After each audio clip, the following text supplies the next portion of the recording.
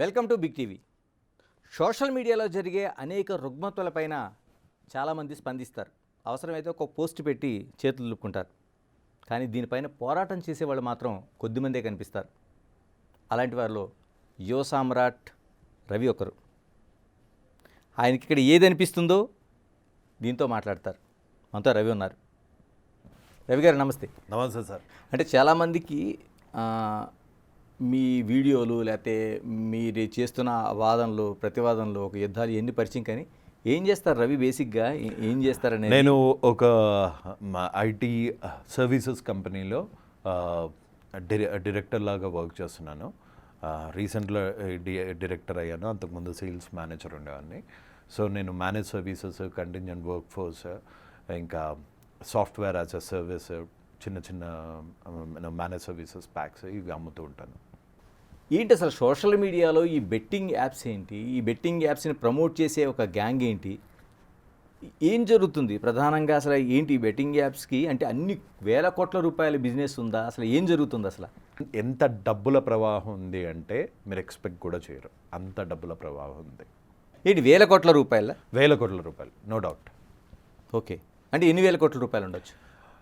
ఒక బిట్కాయిన్ స్కామ్లోనే, ఒక బిట్కాయిన్ 4x స్కామ్లోనే ఆల్మోస్ట్ 1000 crores రిజిస్టర్డ్ కంప్లైంట్స్ ఉన్నాయి మన సైబర్ క్రైమ్ దగ్గర.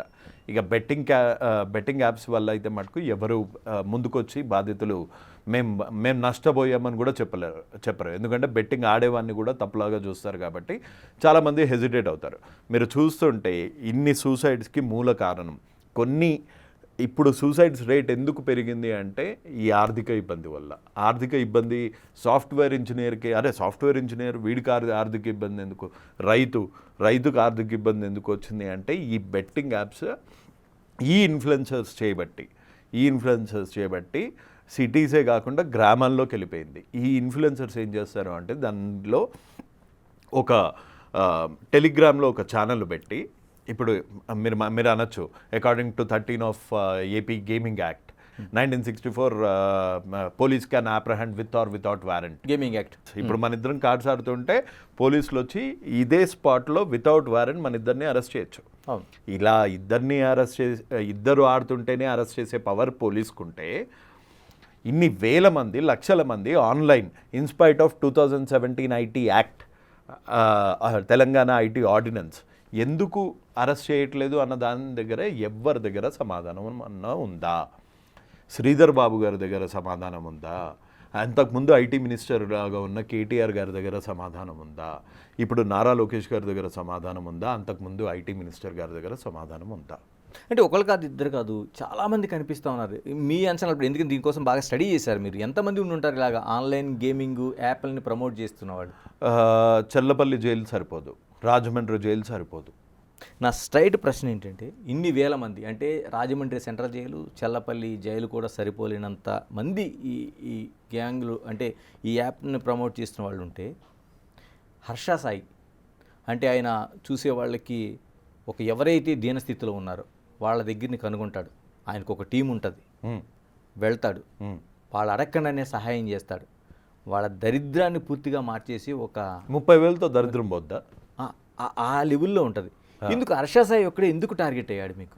నాకు హర్ష సాయి ఒకటే కాదు, భయ్యా సన్నీ యాదవ్ టార్గెటే. ప్రతి చిన్న చితక ఆన్లైన్లో బెట్టింగ్ యాప్స్ని ప్రమోట్ చేసే వాళ్ళు డెఫినెట్గా నా టార్గెట్. ఇప్పుడు ప్రోబో అన్న ప్లాట్ఫామ్తో కేవలం మీ ఆసక్తికరమైన topics like news, sports, knowledge ఇలాంటి వాటికి సంబంధించిన సింపుల్ క్వశ్చన్స్ కి ఎస్ ఆర్ నో అని సమాధానం చెప్తూ ప్రాఫిట్స్ ని పొందే అవకాశం ఉంది. ఉదాహరణకి ఈ రోజు జరగబోయే ముంబై వర్సెస్ ఢిల్లీ మ్యాచ్ లో ముంబై గెలుస్తుందా? Yes or no.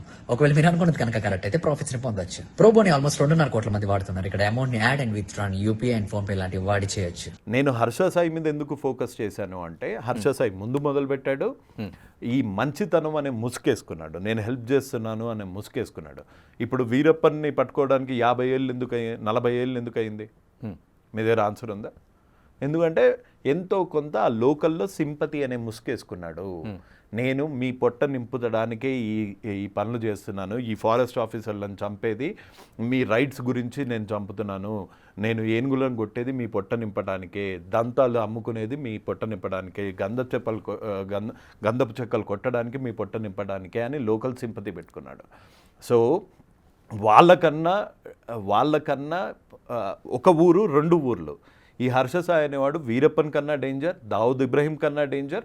ఎందుకంటే దావుద్ ఇబ్రహీం వీరప్పను ఒక్క తెగ ఆర్ ఒక్క ఊరిని మాత్రమే కాన్సన్ట్రేట్ చేశారు. ఈ డిజిటల్ అన్నది ప్రపంచవ్యాప్తం. ఇందులో ఒక మంచితనం అనే ముసుగు చేసుకొని వెనకాల ఎంత క్రైమ్ చేసినా ఎవ్వడికి తెలియదు అనే ప్లాన్తోని సపోర్ట్ చేసేది 30,000, 3 లక్షలు మహా అంటే. అదే రోజు రాత్రి వెళ్ళి బెట్టింగ్ యాప్ కనుక ప్రమోట్ చేస్తే 80 లక్షలు. ఓకే. సో 30,000, 3 లక్షలు, పోనీ 3 లక్షలు అనుకుందాం, ప్రతి దాని మీద 3 లక్షలు చేసాడు అనుకుందాం. ఒక 80 లక్షలు దేనికి యూజ్ చేస్తున్నాడు? సో ఈ ఆనందకరమైన సందర్భంలో ఆ బర్త్డేస్ జరుపుకొని 5 పిల్లలకి ఒక పెద్ద కేక్ తో పాటు లోపల ఒక సర్ప్రైజ్ ని కూడా ప్లాన్ చేశారు. దీనికి మన భాష రాదు, కానీ ఆ ఫ్యామిలీకి ఆ పిల్లలకి తెలియదు ఏంటంటే ఆ కేక్ లో ఒక సర్ప్రైజ్ కూడా ఉంది వాళ్ళకి. మరిమెట్స్ అనేది ఒక legal very low minimum deposit, fast withdrawals and 24/7 అందుబాటులో కస్టమర్ సర్వీస్ కూడా ఉంది. దాంతో పాటు 100కు పైగా డిపాజిట్ చేయడానికి, విత్డ్రాల్ చేయడానికి పేమెంట్ మెథడ్స్ కూడా ఉన్నాయి. నిజంగానే హర్ష సాయి ఆ ముసుగులో ఎన్ని వేల కోట్ల రూపాయలు వ్యాపారం చేస్తారు? వేల కోట్లు అయితే కాదు, 100 కోట్లు ఉంటుంది. 1000 కోట్ల వ్యాపారం అవుతుంది కాబట్టి ఇతనికి 300-400 కోట్లు సంపాదించుంటాడు. ఓకే, హెయిర్ ఆయిల్ అమ్మినందుకు 2,80 లక్షలు ఎవడేస్తాడండి ప్రమోషన్కి? అది ఆదివాసీ హెయిర్ ఆయిల్ చేశాడు కదా, 2,80 lakhs సంపాదించాడు. దీనికి ఎంత వస్తుంటుందండి? ఎందుకంటే ఈ బెట్టింగ్ యాప్ని చాలా వరకు ప్రమోట్ చేస్తూ ఉంటారు, అది మనకి క్లిక్ చేస్తే వచ్చేది కూడా అదే వస్తుంటుంది. సో ఇది నిర్వహించడం కూడా. సో ఒక్క స్కామ్ ఏంటి అంటే బెట్టింగ్ యాప్స్, ఇంకో స్కామ్ ఏంటి అంటే హెల్ప్ చేస్తున్నట్టు చేయటం. మీకు హర్ష సాయి పేరు మీద హర్ష సాయి అంటే ఒక ఇమేజ్ లాగా పెట్టుకున్నాడు. దీంతో ఏంటంటే 20 మంది టీం ఉంటుంది, అందరికీ మాస్కులు, ఎవ్వడి ఐడెంటిటీ ఉండదు. అందరు బాధితులు, ఎంతోమంది బాధితులు, నాకు 1,00,000 కావాలి, 2 లక్షలు కావాలి, మా కూతురు పెళ్ళి ఉంది 10 లక్షలు అనగానే ఒక ఏటీఎంకి వెళ్ళి ఒక బ్యాంక్కి వెళ్ళి 10 లక్షలు నోటు చూస్తున్నట్టు వాళ్ళకి వీడియో పెడతారు. నేను హర్ష సాయి గారికి చెప్పాను మీ ప్రాబ్లం గురించి, ఆయన అరేంజ్ చేస్తా అన్నారు, ఆయన మీకు హెల్ప్ చేస్తా అన్నారు అంటారు. ఇలాగానే కట్ చేయగానే ఒక పెద్ద 10 లక్షలు తీసుకొని బ్యాంక్ మేనేజర్ దగ్గరికి వెళ్ళినట్టు వీడియో పంపిస్తారు బాధితులకి. పంపించగానే అబ్బా ఇంకేంటి మా హర్ష సాయి 10 లక్షలు తీసుకొచ్చేస్తున్నాడు, నాకు వచ్చేస్తుంది, నా లైఫ్లో అంత దరిద్రం. ఇంత లోపల ఒక వీడియో కాల్ వస్తుంది, అందులో హర్ష సాయే స్వయంగా ఉంటాడు. ఇప్పుడు ఇంకొన్ని రోజులు వదిలేస్తే ఈ పర్టికులర్ సీక్వెన్స్ మీకు మొత్తం చెప్పండి. బ్యాంక్లో ఉండి బ్యాంక్ మేనేజర్ గారు ఇంత 15 లక్షలు అంటే 10 లక్షలు అంటే దానికి జీఎస్టీ కట్టమంటున్నారు, మీరు అర్జెంటుగా జీఎస్టీ డబ్బులు మటుకు పంపేయండి, మీకు మీ అకౌంట్లో ఈ 10 లక్షలు పడతాయి అని చెప్తారు. ఆ వెనకాల ముసుకేసుకున్న ముసుగు వీరులు 5,000, 10,000, 15,000 జీఎస్టీ అంటారు, 100 ஸ்டோரியில் చెప్తారు, படக்கன்னு வச்சாரு. சார் ப்ராஃபிட் சம்பாதிக்கலாம்னு பார்த்தா ஸ்டாக் மார்க்கெட் ரொம்ப கன்ஃபியூசிங்கா இருக்கு. ரிலாக்ஸ். இப்ப ப்ரோபங்கிற பிளாட்ஃபார்ம்ல உனக்கு ரொம்பவும் பிடிச்ச டாபிக்ஸான நியூஸ், ஸ்போர்ட்ஸ், நாலேஜ் இதுக்கு சம்பந்தப்பட்ட சிம்பிள் क्वेश्चंஸ்க்கு எஸ்ஆர் நோன ஆன்சர் பண்ணி ப்ராஃபிட்ஸை சம்பாதிக்கலாம். அது எப்படி? ஃபார் எக்ஸாம்பிள் இன்னைக்கு நடக்க போற மும்பை vs டெல்லி மேட்ச்ல மும்பை ஜெயிக்குமா? Yes or no? Yes sir. இல்ல உன்னோட கான்ஃபிடன்ஸை பொறுத்து குவாண்டிட்டி இன்க்ரீஸ் பண்ணி ட்ரேட் பண்ணலாம். நீ நினைச்சது சரியா இருந்தா உனக்கு ப்ராஃபிட்ஸ் கிடைக்கும். విడుదల రజనీ గారి అఫీషియల్ అకౌంట్ నుంచి ఇవాళ బస్ చేశారు. వాళ్ళ అఫీషియల్ పేజ్ కాదు, అఫీషియల్ ఫ్యాన్ పేజ్ నుంచి ఒక ప్రమోషన్ వస్తుంది. ఆ ప్రమోషన్ ఎలా ఉంటుంది అంటే చూపించొచ్చా? నేను చూపించండి. ఇదిగోండి, విడుదల రజనీ గారి 250K 2,50,000 మంది ఉన్న సబ్స్క్రైబర్స్. అంటే విడుదల రజనీ గారికి ఇది నోటీస్లో లేకుండా అయితే ఈ పేజ్ లేదు. ఈ పేజ్లో నుంచి వచ్చిన యాడ్ ఏంటంటే, did you know if you are from middle class family then please message her, she will definitely help you. నాకు ముందే తెలుసు కాబట్టి నేను ముందు మెసేజ్ చేశా. మెసేజ్ చేయంగానే నన్ను బ్లాక్ చేశారు, కానీ స్క్రీన్ షాట్స్ ఆల్రెడీ తీసేసుకున్నా. 2,000కి 16,000, 20,000కి 1,50,000, 20,000కి 1,50,000 అంటే 1,00,000 రూపాయలు ఒక పేద రైతు లేకపోతే ఒక స్టూడెంట్ ఫీజు కట్టాల్సి ఉండదు. మా నాన్నకి ఈ 40,000 ఫీజు కట్టడానికి మా నాన్నకి ఇంత కష్టం వచ్చింది, ఈ 40,000తోని హర్ష సాయి లాంటి వాడు ప్రమోట్ చేశాడు, అంత మానవోత్తముడు పురుషోత్తముడు దీన్ని ప్రమోట్ చేశాడు, ఫటక్కని పెట్టేసి మా నాన్నకి ఖర్చు లేకుండా చూద్దాము అనుకొని మోసపోయిన వాళ్ళు ఇంతమంది. కదండి హర్ష సాయిని చూస్తుంటే ఒక కోటీశ్వరుడిలాగా తన దగ్గర ఏదో తనకి అవసరాలకు మించి ఓ డబ్బున్నట్టు సొసైటీకి ఏదో నేను సహాయం చేస్తున్నట్టుగా మనకు ఆ వీడియో అంటే వెరీ ఎక్కడి నుంచి- ప్లాండేనా? అసలు ఎవరన్నా అడిగారా ఇప్పటి వరకు నీ సోర్స్ ఆఫ్ ఇన్కమ్ ఏంటి? ఫస్ట్ రూపాయి చేసినప్పుడు ఫస్ట్ లైవ్లో పెట్టి తంబోలా గేమ్లు హెల్పింగ్ గేమ్లు ఆడి కోట్లు గొలగొట్టాడు. అక్కడే లక్షలు గొలగొట్టాడు. ఒక ఫేక్ వాళ్ళని క్రియేట్ చేసి వాళ్ళకి హెల్ప్ చేస్తున్నట్టు చూపించి క్రౌడ్ ఫండింగ్ 1 లక్ష రూపాయలు 2 లక్షలు రాగానే ఇంటర్నెట్ ప్రాబ్లం వస్తుంది అని టక్కని లైవ్ ఆఫ్ చేస్తాడు. ఆ లైవ్ ఎక్కడ ఉంచడు, తీసేస్తాడు. కానీ మనోడి థర్డ్ క్లాస్ తెలివి ఏంటి అంటే యూట్యూబ్ కుకీస్లో కూడా ఆ లైవ్లు ఉండవు అని థర్డ్ క్లాస్ తెలివి. కానీ కరెక్ట్గా గనక పోలీస్ యాక్షన్ చేస్తే ఆ కుకీస్ నుంచి మొత్తం భాగవతము ఈ ఫేక్ హర్ష సాయి అనుకుంటూ హర్ష సాయి టీం చేసే ఘోరాలు డెఫినెట్గా 10 నిమిషాలు ఏ పోలీస్ ఆఫీసర్ అన్నా ఎవరన్నా ఒక 5 నిమిషాలు గనక కాన్సన్ట్రేట్ చేస్తే మీరు పేదవాళ్ళ డబ్బులు కనీసం ఒక 10,000 కోట్లు అయితే ఈజీగా సేవ్ చేసిన వాళ్ళు అవుతారు. ఇప్పుడు అక్కడ హర్ష సాయి ఆ లైఫ్ స్టైల్ చూస్తే ఖరీదైన కార్లు, ఒక ఖరీదైన ఒక 10 మంది body guard hotels, body guards. మీరు చిరంజీవి గారిని ఎప్పుడైనా చూసారా? చిరంజీవి గారికి కూడా 10 మంది బాడీ గార్డులు ఉండరు. పవన్ కళ్యాణ్ గారికి కూడా 10 మంది బాడీ గార్డులు ఉండరు. కొన్నిసార్లు వర్షం కూడా ఆడనే ఒక గంట ఆపలేదు. బ్యాటరీ న్యూస్ అన్న ప్లాట్ఫామ్ తో స్పోర్ట్స్ అప్డేట్స్ ని పొందడం మాత్రమే కాదు, ఎన్నో గేమ్స్ ని ఆడొచ్చు, క్యాష్ ని గెలవచ్చు. స్కై అనే ప్రోమో కోడ్ ని వాడి మీ డిపాజిట్ పైన 150% బోనస్ తో పాటు 50 ఫ్రీ స్పిన్స్ ని కూడా పొందొచ్చు. ఇప్పుడు ఇవన్నీ చూస్తుంటే ఒక పెద్ద మాఫియాలా కనిపిస్తోంది. మీరు చెప్తున్న మాటలు చూస్తుంటే బెట్టింగ్ యాప్స్ ప్రమోషన్ అనేది ఒక నాట్ ఓన్లీ చిన్న ప్రమోషన్ లా కనిపించలేదు, పెద్ద మాఫియానే ఉంది దీని మీద. లేకపోతే ఇంత బ్రాడ్ లైట్లో ఇన్ని ప్రూఫ్స్ ఉన్న వ్యక్తి, ఇన్ని ప్రూఫ్స్, బెట్టింగ్ యాప్స్ ప్రమోట్ చేశాడని ప్రూఫ్ ఉంది, డబ్బులు తీసుకున్నాడని ఉంది, సాయం చేసింది కొంతే అని ప్రూఫ్ ఉంది, మనుషుల్ని ఫ్రాడ్ చేశాడు అన్న ప్రూఫ్ ఉంది. ఏ పోలీస్ వాళ్ళు, ఏ గవర్నమెంట్ దీని మీద ఎందుకు చర్యలు తీసుకోలేదు? రవికిరణ్ గారు ఎక్కడ మీకు ఆ పాయింట్ టచ్ చేసింది? ఎందుకంటే ఈ బెట్టింగ్ యాప్స్ ఎంతో ప్రమోషన్ మంది చనిపోతున్నారు. ఉప్పల్లో చనిపోయిన అబ్బాయి, నేను ఆ పేరు చెప్పను, ఉప్పల్లో బెట్టింగ్ యాప్స్ వల్ల సూసైడ్ చేసుకున్న అబ్బాయి వాళ్ళ వైఫ్ 8 నెలల గర్భవతి, మిస్క్యారేజ్ అయితే మొన్న ఒక 4 వారాల కిందట 3 ఏళ్ల పిల్లోడికి విషం ఇచ్చి ఫ్యామిలీ అంతం. అప్పుల బాధ తీర్చలేక ఒక రైతు ఆత్మహత్య. రైతు ఎక్కడ నష్టపోయాడు అంటే ఈ యాప్స్లలో నష్టపోయాడు. ప్రతి ఒక్క స్కామ్. బిట్కాయిన్ ట్రేడర్ అంట, బిట్కాయిన్ అన్నది లీగలా ఇండియాలో?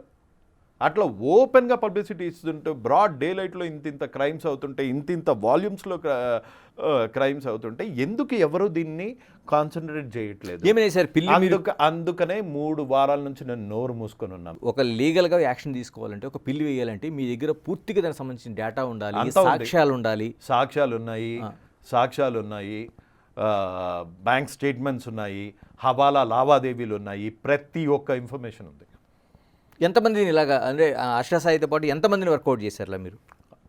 కనీసం 2-3 అయినా అన్నారు. అంటే వాళ్ళ బ్యాంక్ డీటెయిల్స్ కానీ ఈ జరుగుతున్న ప్రతి ఒక్క డీటెయిల్స్. ఇది నేను పర్సనల్గా తీసుకొని నేను ఫైట్ చేస్తున్న issue.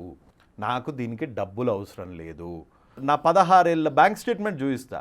1 year 2 years bank statement చూపించమనండి. ఇంకా అసలు పోరాటం ఏం లేదు. తప్పైపోయింది స్వామి, నీ కాళ్ళు పట్టుకుంటాను, ఇక్కడ నుంచి వెళ్ళిపోతా. వాళ్ళ ఫాదర్ ఏం చేసేవాళ్ళు, వాళ్ళ మదర్ ఏం చేసేవాళ్ళు, వాళ్ళ మదర్ చనిపోయారు కానీ ఇప్పుడు పిన్ని గారు ఉన్నారు, ఆవిడ ఏం చేస్తారు, వాళ్ళ చెల్లెళ్ళు ఏం చేస్తారు, వాళ్ళ బావ ఏం చేస్తాడు, వాళ్ళ బావ ఫ్రెండ్స్ ఏం చేస్తారు, వాళ్ళ బావ ఫ్రెండ్స్ ఎవరు చేస్తారు, ఈ మనీ మేనేజ్ చేసే ఈ హరి అనేవాడు ఏం చేస్తాడు. అంటే బాండ్ వాళ్ళకు కూడా ఇన్ని లక్షల కార్లు ఎక్కడి నుంచి వచ్చాయి? అదే డబ్బులతో కాదండి, నేనంటుంది బాండ్ సిల్వర్ స్పూన్ లేకపోతే గోల్డెన్ స్పూన్ లాగా ఉండే బయటికి కనిపిస్తున్నది నిజం కదా? మీరు చెప్తున్నది చాలా చూస్తుంటే ఒక మిడిల్ క్లాస్ ఫ్యామిలీ లాగా మీరు చెప్తా ఉన్నారు. మిడిల్ క్లాస్ కాదు, బిలో మిడిల్ క్లాస్, కానీ నేర ప్రవృత్తి ఉన్న ఫ్యామిలీ కాబట్టి రాధేశ్యామ్ కతియార్ వాళ్ళ నాన్నగారి పేరు.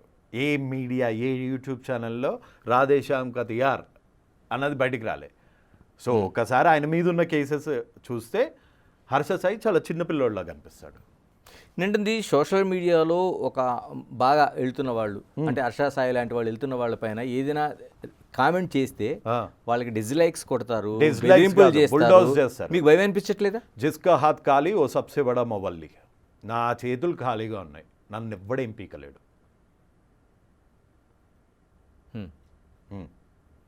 నా దగ్గర డబ్బు ఉంది అంటే ఆ డబ్బు గుంజుకుంటాడేమో అని భయం. నా దగ్గర ఉన్నది ఓన్లీ లైఫ్. సో దాన్ని గుంజుకుంటే గుంజుకోండి అండి, వాడే ట్రాప్లో పడతాడు ఇంకా అంతే అంతే. రవికిరణ్ గారు ఒక్కసారి వెనక్కి వెళ్దాం. అంటే మీరు అంటే ఒక ఇద్దరు కూర్చొని ఇంట్లో మనం పేకాట ఆడుతుంటేనే చట్టం తన పని తాను చేసుకుపోతుంది. అవును, తెలంగాణ రాష్ట్రంలో పూర్తిగా ఇటువంటి పేకాట క్లబ్బులు ఆంధ్రాలో కూడా నిషేధించిన పరిస్థితి ఉంది. ఎందుకు ఆన్లైన్లో ఇంత జరుగుతుంటే పోలీస్ వ్యవస్థ కావచ్చు లేదా చట్టాలు కావచ్చు ఎందుకు చేయట్లేదు? ఎక్కడైనా లూప్ హోల్స్ ఏమైనా ఉన్నాయా? ఆ క్వశ్చన్స్కి నేను లూప్ హోల్ ఒకటి ఉంది. లూప్ హోల్ ఒకటి ఏంటి అంటే ఐటీ ఆర్ సైబర్ క్రైమ్ మీద మామూలు మన పోలీసులకి కొంచెం అవగాహన లేదు అన్నది వాస్తవం. అవగాహన లేదు అన్నది వాస్తవం. ఆ బ్లాకింగ్ పవర్ సెంట్రల్లో ఉంటుంది అన్నది వాస్తవం. కానీ అది సాకులు మాత్రమే. చర్యలు తీసుకోవాలి అనుకుంటే ఒక్క ఈమెయిల్ పెడితే 50 సైట్లో ఫటక్ మళ్ళీ నెక్స్ట్ డే కనిపించవు. ఎందుకు చేయట్లేదు మరి? నాకేం తెలుసు, వాళ్ళని అడగాలి. ఇంత పోరాటం చేస్తుంటే కనీసం స్పందన లేదండి ఎవరి నుంచి కూడా. ఎవరి దగ్గర నుంచి ఉంది? లోకేష్ గారికి థ్యాంక్ యూ, ఆయనకి చెప్పాను, ఆయనకి ప్రాబ్లం చెప్పాను. దీన్ని లాంగ్ టర్మ్లో దీన్ని కంట్రోల్ చేయడానికి ఎట్లాంటి మెజర్స్ కావాలో దాని మీద ఒక యాక్షన్ ప్లాన్ ఆయన రెడీ చేయమన్నారు, చేస్తున్నాను. What about Telangana? అప్రోచ్ అవ్వడానికి ట్రై చేస్తున్నాను కానీ దొరకట్లేదు. శ్రీధర్ బాబు గారు ఉన్నారు, మీరు 10 కాల్స్ చేశాను. ఓకే, 10 కాల్స్ చేశాను, స్పందన లేదు. శ్రీధర్ బాబు గారు, లోకేష్ గారు వీళ్ళది వదిలేయండి. పోలీస్ డిపార్ట్మెంట్ సెలబ్రిటీస్, ఒక్క సెలబ్రిటీ నువ్వు చేస్తుంది రైట్, నీ వెనకాల నేనున్నాను, నేను సంఘీభావంగా చేస్తున్నాను అని మీ దృష్టిలో వచ్చిందా? హర్ష సాయికి మద్దతుగా రాజేష్ మహాసేన 50 నిమిషాలు తిట్టాడు. అప్పుడు హర్ష సాయి మీద ఆరోపణలు చేసినప్పుడు సేమ్ రాజేష్ మహాసేన్ వచ్చాడు. ఇప్పుడు హర్ష సాయి మీద చేస్తున్న దానికి మళ్ళీ సేమ్ రాజేష్ మహాసేన్ వచ్చాడు. తమన్నా సింహాద్రి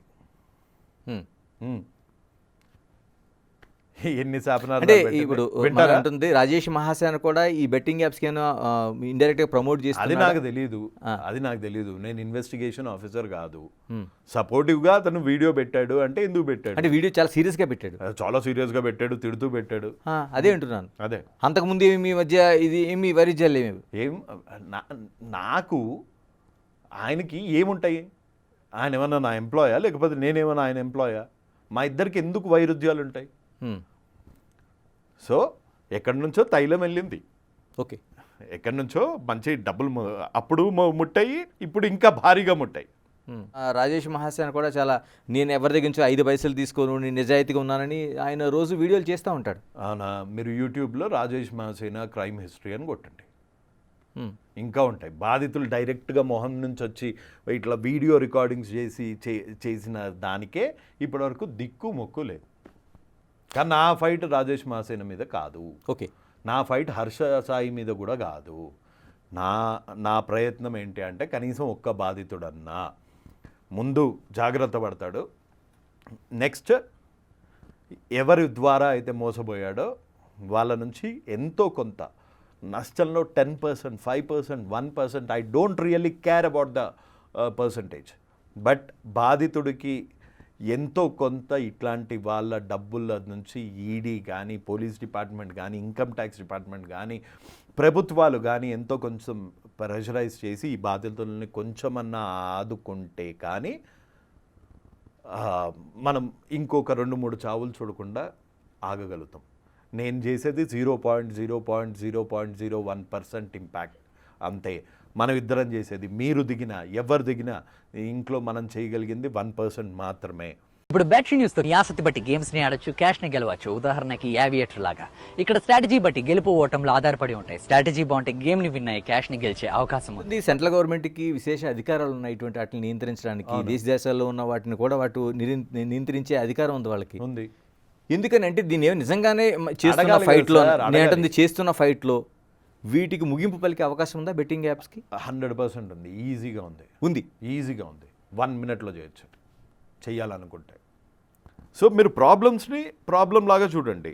బెట్టింగ్ యాప్స్ అందులో తెలంగాణ, ఆంధ్రాలో ప్రతి ఒక్కటి ఇల్లీగల్, ప్రతి ఒక్కటి రమ్మీ గిమ్మి ప్రతి ఒక్కటి ఇల్లీగల్. అలాంటిది కలర్ ట్రేడింగ్లో ఎట్లా చేయగలుగుతున్నారు?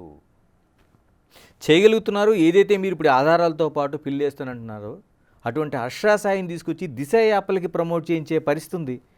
ఎలా చూడాల్సిన అవసరం ఉంది దీన్ని? ఇంత గొంతు చించుకుంటున్నా అర్థం కావట్లేదు నా బాధ. అంటే ఇంకా ఏం చేస్తే అవుతుందో. అందుకే ఇంకా ప్రత్యక్ష కార్యాచరణకి నేను సిద్ధమవుతున్నాను. ప్రజలు మనతోనున్నారు అన్న నమ్మకం నాకుంది. సో డిజిటల్ వార్లో ఆ 20 మంది సర్చ్ ఇంజిన్ ఆప్టిమైజేషన్ పని లేని వాళ్ళందరూ కూర్చొని లైకులు కొట్టి పెద్ద పెద్ద వాట్సాప్ గ్రూపులలో లైకులు కొట్టంగానే ఒక నిజం అబద్ధం అవ్వదు. సో ఈ వార్లో మటుకు డెఫినెట్గా విల్ బీ సక్సీడెడ్. ఇంకా మిగతా వాళ్ళు అంటే ఏదో ఒక టూర్లు వేస్తున్నట్టు మోటార్ బైక్ల మీద ఇవన్నీ ఒక కలరింగ్ ఉంది కదా. వీళ్ళిద్దరిని తీసి వీళ్ళిద్దరి మీద ఈడీ కేసెస్ వేసి వీళ్ళిద్దరు ఆస్తులు జప్తు చేసి బాధితులకి న్యాయం చేస్తే మిగతా ఉన్న బ్యాచ్ అంతా అసలు కనిపించరు. నేను ఇంకా ఇంకోటి అడగదలుచుకున్నాను. ఇప్పుడు బ్లాక్ కామెడీ పేరుతో జరుగుతున్న తండ్రి కూతురు, ఒక అన్నా చెల్లెలు, తల్లి కొడుకు, ఇలాంటి దాన్ని ఒక సెన్సిటివ్ మానవ సంబంధాలను దెబ్బతీసేలాగా జరుగుతున్న దాన్ని ఏ విధంగా చూడాల్సిన అవసరం ఉంది? First of all hats off to Sai Dharam Tej and Manchu Manoj గారు. ఓకే, హ్యాట్స్ ఆఫ్ ఎందుకు చెప్తున్నానంటే దాన్ని లైమ్లైట్లోకి తీసుకొచ్చి రేవంత్ రెడ్డి గారి దృష్టికి తీసుకెళ్ళి దాన్ని ట్వీట్ చేసి హైలైట్ చేసిన సాయిధరం తేజ్ గారికి, మంచు మనోజ్ గారికి నిజంగా hats off and thank you more than that. So Praneeth Hanumanthu అనుకుంటా అతని పేరు, ప్రణీత్ హనుమంతు డీజీపీ గారు ఇన్వాల్వ్ కావడం చాలా గొప్ప పని అండ్ వాళ్ళకి డెఫినెట్గా శిక్ష పడుతుంది అన్న నమ్మకం నాకు ఇప్పుడు వచ్చింది. కానీ ఒక్క బాధిత కుటుంబాల మీద జరిగే ఫైట్ అయితే మీకు గుర్తుంది, కానీ నెల రోజుల నుంచి గొంతు దించుకుంటున్నాను బెట్టింగ్ యాప్స్ పైన.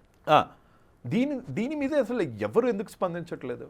దీని మీద మనుషులు చస్తున్నారే, ప్రతిరోజు పేపర్లలో కనిపిస్తుంది, ప్రతి పేదవాడి పాకెట్ గుల్లవుతుంది. దీని మీద ఎందుకు స్పందించట్లేదు అన్న విషయం అన్న చెప్పండి కనీసం.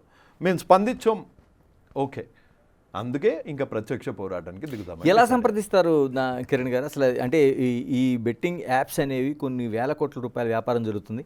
ఈ ఇన్ఫ్లుయెన్సర్స్ని ఎలాగా సంప్రదిస్తారు అసలు? యాక్చువల్గా సింపుల్ మెసేజ్తోనే. మీరు కామెంట్ చేశారు, బిగ్ బాస్ నుంచి వచ్చిన వాళ్ళు, ఆ హౌస్కి వెళ్ళి వచ్చిన వాళ్ళు ఇన్ఫ్లుయెన్సర్గా చాలా వరకు దీన్ని ప్రమోట్ చేస్తున్నారని ఒక బలమైన కామెంట్ చేశారు.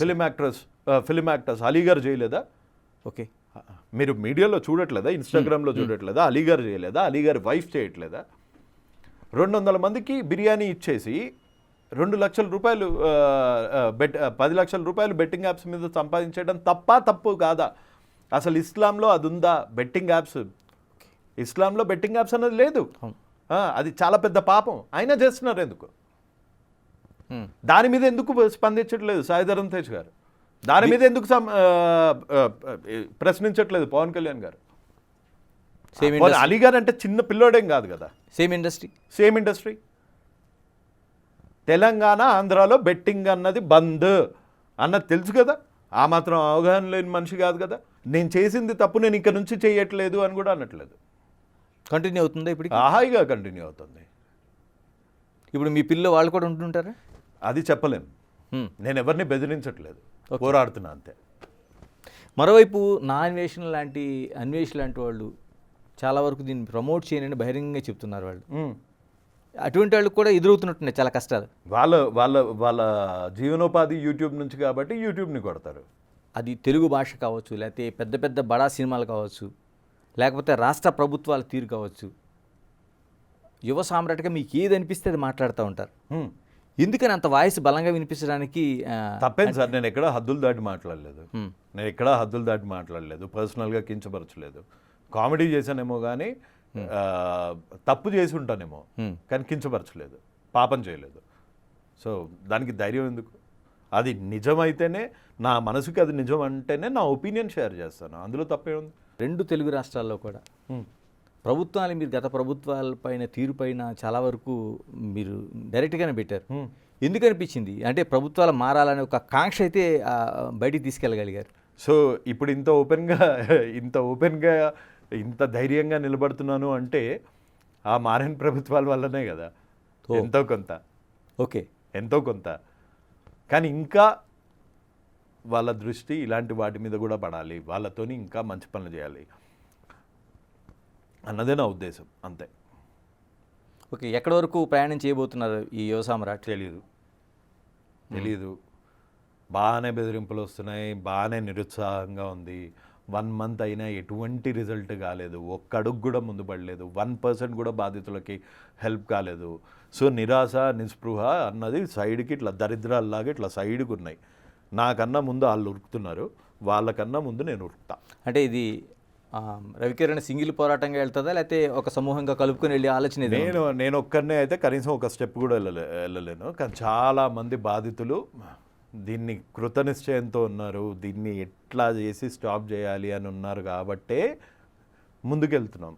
లేకపోతే అక్కడే ఆగిపోయేవాళ్ళం, మీ వరకు కూడా వచ్చేది కాదు. రైట్, యువ సామ్రాట్ రవికిరణ్ గారు, ఏదైనా మీ పోరాటం అనేది మీ ఒక్కరి కోసమే కాదు, చాలామంది అంటే 100 కుటుంబాలు రేపు పొద్దున్న నష్టపోయే పరిస్థితి ఉంది. 1000 కోట్ల రూపాయల వ్యాపారంలో 100 కోట్ల రూపాయల కమిషన్లో 10 మంది కుటుంబాలు నష్టపోయినట్టే. దానికి జరుగుతున్న ప్రయత్నానికి బిగ్ టీవీ మీకు ఎప్పుడు అండగా ఉంటుంది. ఎందుకంటే సొసైటీకి సంబంధించిన దానికి మీరు చేస్తున్న అడుగు ఏదైతే ఉందో దానికి పూర్తిగా మేము సపోర్ట్ చేస్తాం. చాలా చాలా thanks sir. Keep watching big TV.